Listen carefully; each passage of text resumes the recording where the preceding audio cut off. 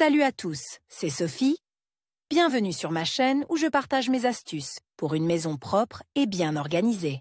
Restez avec moi, on commence tout de suite. Il existe un grand nombre de lave-linge et il n'est pas difficile de trouver celui qui convient si l'on part du budget disponible. Vous pouvez classer les offres par prix et choisir parmi plusieurs modèles. Cependant, la règle plus c'est cher, mieux c'est ne fonctionne pas toujours. Pour acheter le meilleur lave-linge dans son segment de prix, vous ne devez pas vous concentrer uniquement sur le budget d'achat marginal, mais aussi sur d'autres paramètres. Lors du choix d'une machine, il faut tenir compte non seulement du budget, mais aussi d'autres paramètres. L'auxiliaire principal doit être choisi avec discernement et compréhension taille de la technique. Ici, tout est simple.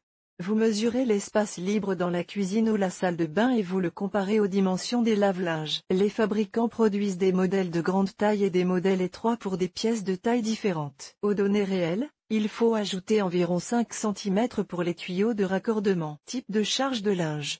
Les appareils à chargement frontal sont plus courants, mais ils nécessitent un espace supplémentaire pour permettre à la porte de s'ouvrir librement. Ce type d'appareil peut être placé séparément ou intégré, et sa surface supérieure peut servir d'étagère supplémentaire dans la salle de bain. La fenêtre est suffisamment grande pour permettre un chargement plus rapide et plus facile, en particulier pour les articles volumineux. Les modèles à chargement vertical sont plus compacts. Ils ne peuvent pas être intégrés dans les meubles de cuisine, mais ils permettent de gagner de la place dans la salle de bain. Vous n'aurez pas à vous pencher pour charger ou récupérer du linge. Mais tout cela est secondaire. Ces modèles sont appréciés pour la possibilité d'ajouter des choses après le début du lavage. Toutefois, pour être honnête, il convient de noter que l'option d'appoint est également proposée dans certains lave-linges à chargement frontal. Taille du réservoir.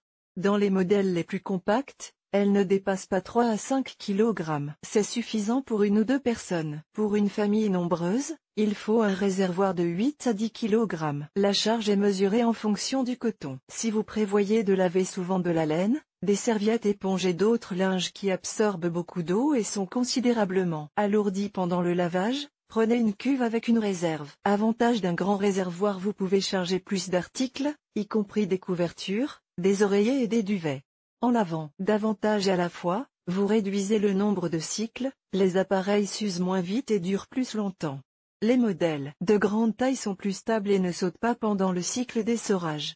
La qualité du lavage est améliorée, il faut plus d'espace pour éviter que le linge ne s'en mêle. Cependant, une grande cuve implique une consommation importante d'eau et de détergent. Si vous devez laver souvent, par exemple, des vêtements pour enfants ou des vêtements de sport, et de manière économique, il est judicieux d'opter pour des modèles à plus petite charge. Type de moteur. La plupart des lave-linges du segment de prix moyen sont équipés d'un moteur à collecteur. Il est simple, compact et peu coûteux. Des brosses sont utilisées pour l'activer. En raison du frottement, elles s'effacent progressivement et doivent être remplacées. En cours de fonctionnement, elles émettent du bruit. Dans les modèles modernes, plus coûteux, un moteur à variateur de fréquence est installé à la place des balais. Il régule la vitesse et la fréquence de rotation du tambour, convertit le courant continu en courant alternatif, ce qui permet un contrôle précis. Ces modèles ont une efficacité et une vitesse d'essorage du linge plus élevée, une usure des pièces et un bruit moindre. Le principal inconvénient est le coût élevé de la technique elle-même et de la réparation, si elle s'avère nécessaire. Essorage. Il s'agit du nombre de tours par minute du tambour qui détermine l'humidité résiduelle du linge. Si vous souhaitez obtenir un linge presque sec, choisissez un modèle avec une vitesse d'essorage plus élevée. Mais il y a un inconvénient. L'essorage à grande vitesse accélère l'usure du linge et ne convient pas aux tissus délicats. Faites votre choix en fonction des vêtements qui prédominent dans votre garde-robe. Par exemple, le coton et les tissus naturels peuvent être lavés à des vitesses allant jusqu'à 1000 tours minute. Il est préférable d'acheter des machines à laver dans lesquelles ce paramètre est réglé dans une large fourchette. Pour ceux qui n'ont pas le temps de sécher les vêtements, il existe des modèles dotés d'une fonction de séchage. Contrôle.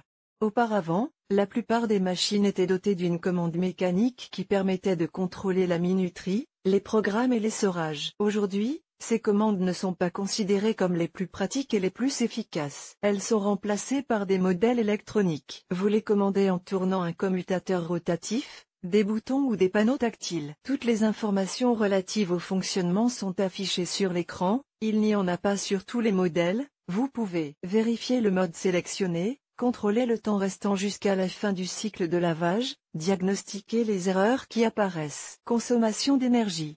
Pour calculer ce paramètre, les fabricants comparent les consommations d'eau et d'électricité en changeant les conditions de lavage. Avec un réservoir plein et un réservoir à moitié plein, à différentes températures. Les modèles les plus économiques sont classés A+. Leur consommation d'énergie ne dépasse pas 0,13 kWh. Les classes A++ et A+, sont également parmi les meilleures. Les lave-linges des classes C et D sont considérés comme économiques et adaptés à la maison. Les lave-linges des classes E et F sont considérés comme moyens. Pour que la technique soit la plus économique possible, il faut charger au maximum, mais pas au-delà de la norme. Une cuve incomplète consomme de l'énergie inutilement. Réglez le mode de lavage de manière à ce que le cycle ne dure pas plus longtemps que nécessaire. Laver à des températures plus basses, chauffer l'eau consomme beaucoup d'énergie. Options supplémentaires. Pour justifier le coût des lave-linges et obtenir un avantage concurrentiel, les fabricants annoncent de nombreuses fonctions différentes. Parmi celles-ci, certaines sont utiles et d'autres purement commerciales. Parmi les fonctions utiles, citons minuterie. Par exemple, vous chargez le linge le soir et lancez le lavage le matin pour étendre le linge dès votre réveil. Traitement à la vapeur, vous pouvez rafraîchir le linge sans le laver, éliminer les allergènes, et il est plus facile et plus rapide de repasser après un traitement à la vapeur. Des modes de lavage distincts pour les vêtements d'enfants, de sport et de sport, plus le mode est sélectionné avec précision, plus le détergent et l'eau sont utilisés efficacement, mieux. Les salissures sont éliminées et le bon état des tissus est préservé plus longtemps. Lavage avec pré-trempage, il est plus facile d'éliminer les taches sans augmenter la température. Contrôle intelligent, en contrôlant l'appareil à partir d'un smartphone ou d'un autre appareil mobile, il est plus facile de repérer les ruptures fuites et de l'éteindre rapidement, ce qui permet d'éviter les inondations. Vous pouvez ouvrir la porte à distance à la fin d'un cycle ou aider des parents âgés à effectuer les réglages. Fonction de chargement d'un demi-réservoir, détection intelligente du type de tissu et du degré de salissure, dosage automatique de la poudre. Quelles que soient les options proposées par les fabricants, ne courez pas après leur nombre. Réfléchissez à celle que vous utiliserez réellement.